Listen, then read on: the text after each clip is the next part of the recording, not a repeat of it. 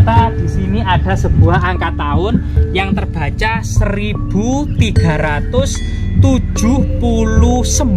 sulur gelung ya, sulur gelung segitiga tumpal maupun ceplok ya, yang sangat halus pahatannya. Namun ternyata balok batu-batu candi ini ternyata memang bentuknya adalah seperti. Guys, jangan lupa like, subscribe dan komen ya kan.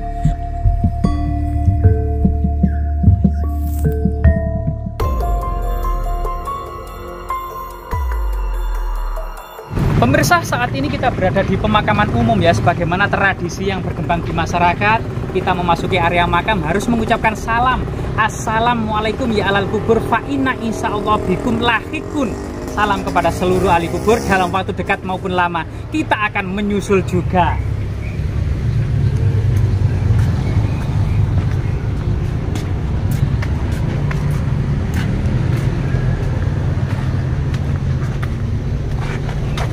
Siapa sangka di punden yang sangat keramat ini, yang identik dengan ruah desa asal-usul pembabat alas, dari kemudian sejarah masa lalu berdirinya dari sebuah desa yang masyarakat mengenalnya sebagai makam atau punden Mbah Suro Adilogo.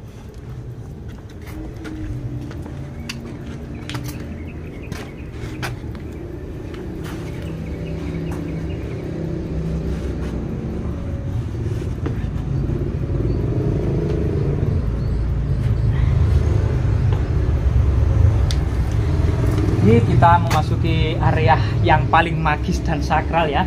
Ternyata siapa sangka penuh dengan balok-balok batu candi dan batu bata kuno era kerajaan Majapahit.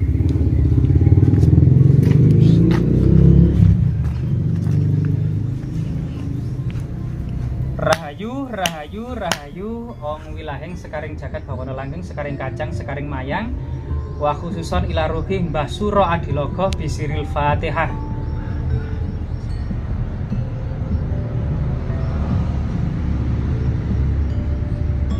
Ya, di lokasi ini kita akan mendapati banyak sekali kemudian balok-balok batu candi, pinggiran-pinggiran candi, antefik batu bata kuno yang sangat banyak, diduga dahulunya kemungkinan juga merupakan semacam situs magis sakral era kerajaan Majapahit.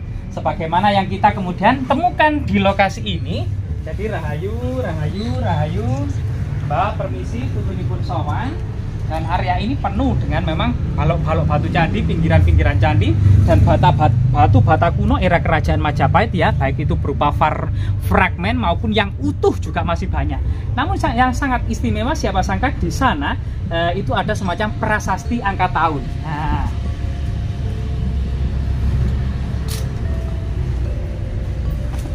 jadi mungkin kamera bisa lebih mengezoom dan ke sini ya, lebih dekat di sini. Ternyata di sini ada sebuah angka tahun yang terbaca 1379 Saka. 1379 Saka yang kalau dijadikan Masehi ditambah 78 menjadi kemudian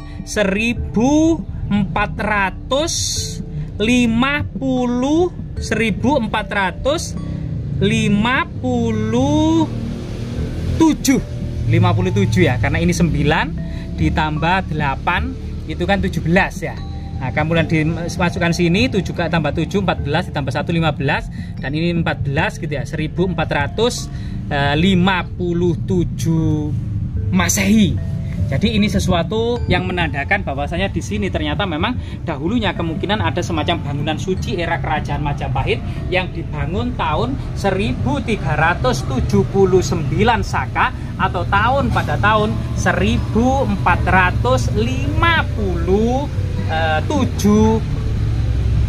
Masehi. Nah, banyak sekali batu-batu dan ini kemungkinan juga bagian dari semacam batur dan pelinggih ya pada masa lalu. Kemungkinan dahulu memang ada semacam umpak batu yang berjumlah 4 sebagai penopang tiang-tiang kayu yang kemudian atapnya terbuat dari ijuk eno ya, dan itu memiliki kemiripan dengan bangunan-bangunan kuno yang sampai saat ini dilestarikan di Pulau Bali seperti pura-pura di Pulau Bali yaitu merupakan bagian dari corak bangunan-bangunan era Kerajaan Majapahit yang kita akan dapati di relief Candi Jawi Prigen Pasuruan. Itu banyak sekali bangunan-bangunan era Kerajaan Majapahit yang sangat identik dengan bangunan-bangunan suci yang ada di Pulau Bali.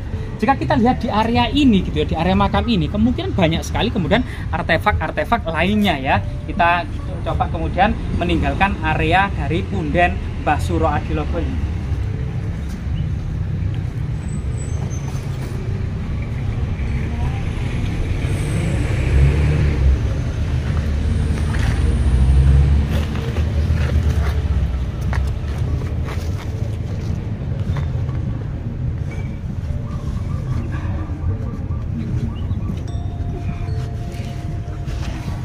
Jadi memang pasang surut sejarah dan lika-liku peradaban ya, yang pada masa-masa lalu gitu memang di area ini ditemukan 4 buah patok yang berlencana Girindrawardhana Dhyarana Wijaya.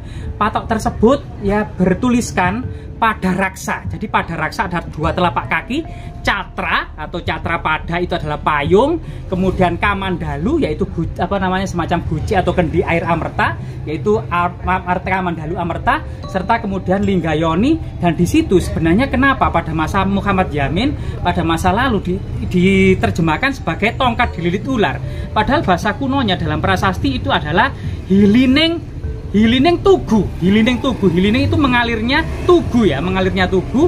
Kemudian Linggayoni, Chandra dan Surya Chandra itu matahari dan bulan. Ini merupakan simbol dari Maharsi Bharatwaja, simbol magis dari seorang Maharsi Bharatwaja. Dalam pawayangan Maharsi Bharatwaja adalah guru dari Maharsi Drona dan kemudian diadopsi menjadi lencana Girindrawardhana Dhyarana Wijaya.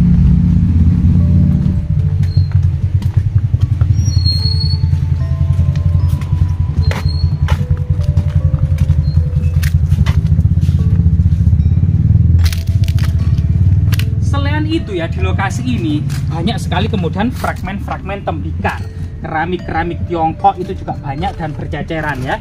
Seperti ini adalah keramik-keramik tembikar kuno, banyak dan masif sekali di area pemakam ini, termasuk keramik-keramik Tiongkok ya.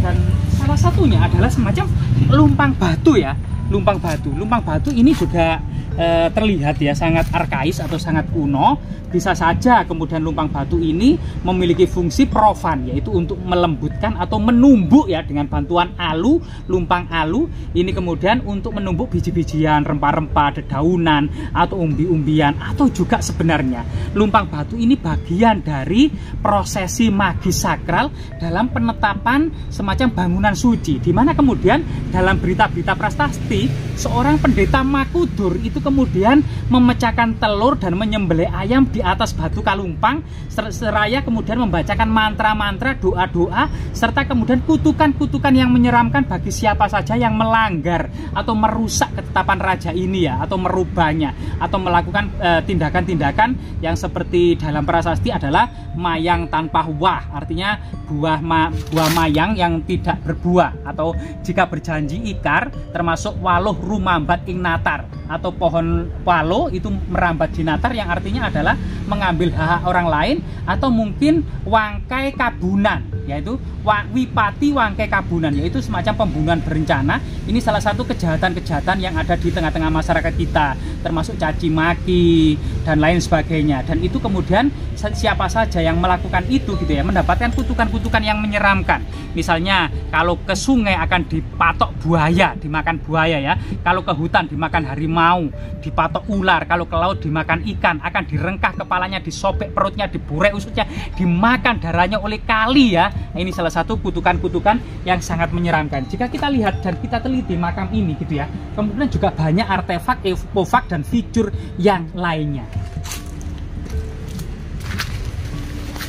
Jadi sebagaimana kemudian bangunan suci, istana, asrama, para pendeta, para pertapa di masa kuno juga penuh dengan pohon sembujo, tanaman andong, tanaman puring. Jadi ini puring-puring ya, mengingatkan kita pada berita-berita kitab Siwa Ratrikalpa, kitab Lubdaga, kitab Tantu Pagelaran, kitab-kitab negara Kertagama. Lah di sana ada tugu batu raksasa.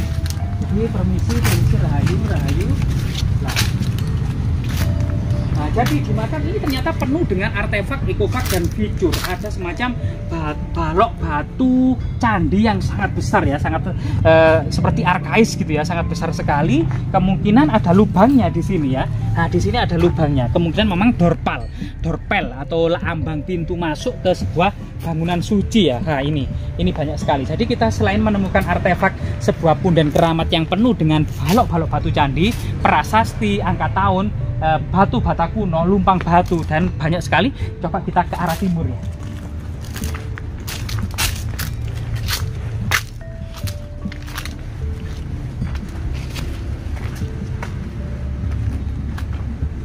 Nah, selain itu ternyata kita dapati semacam umpak batu ya. Jadi umpak batu dalam ukuran relatif kecil yang diduga ini adalah penopang dari tiang-tiang penyangga atau tiang-tiang kayu dari sebuah bangunan suci yang di tengahnya kemungkinan ada prasasti, kemudian ada arca pemujaan dan lain sebagainya pada masa peradaban kuno Majapahit. Sebagaimana angka tahun yang kita baca tadi yaitu berangka tahun 1379 Saka atau tahun 1457 Masehi. Masa kalau nggak salah itu masa Girisah Wardana ya. Masa Raja Girisah Wardana. Nah, umpak batu yang lainnya ternyata ada lagi. Karena umpak batu itu memang biasanya lebih dari satu, biasanya ada 4 untuk sebagai tiang-tiang kayu. Ada lagi ya, artinya memang di makam ini banyak sekali artefak, ekofak, dan feature yang sangat penting. Coba kita ke arah sana ya. Nah, kita cari-cari lagi berbagai artefak-artefak yang sangat penting di lokasi ini.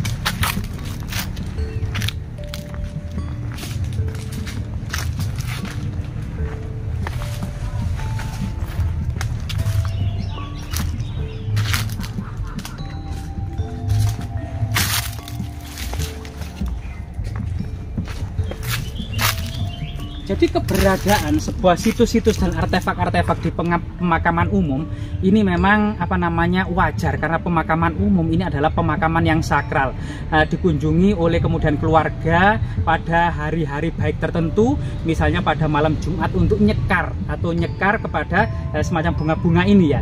Yang ada sehingga artefak-artefak ini masih lestari dan masih ada.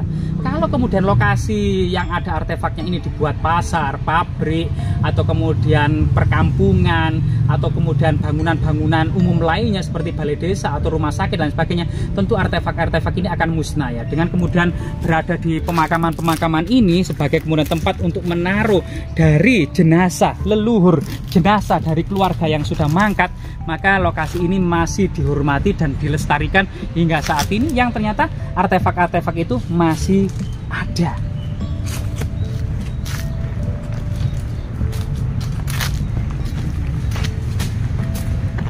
Nah, jadi tercecer-cecer ya. Di sini ada semacam batu raksasa. Entah apa fungsinya pada masa lalu. Diduga memang balok batu candi raksasa ini adalah bagian dari sebuah unsur pemujaan, persajian ya, termasuk kemudian asrama para pertapa atau juga mungkin semacam altar-altar pemujaan ya, altar-altar pemujaan, persajian, pertapaan, atau juga semacam asrama kadewa guruan ya. Coba kita lihat ke lokasi yang lainnya.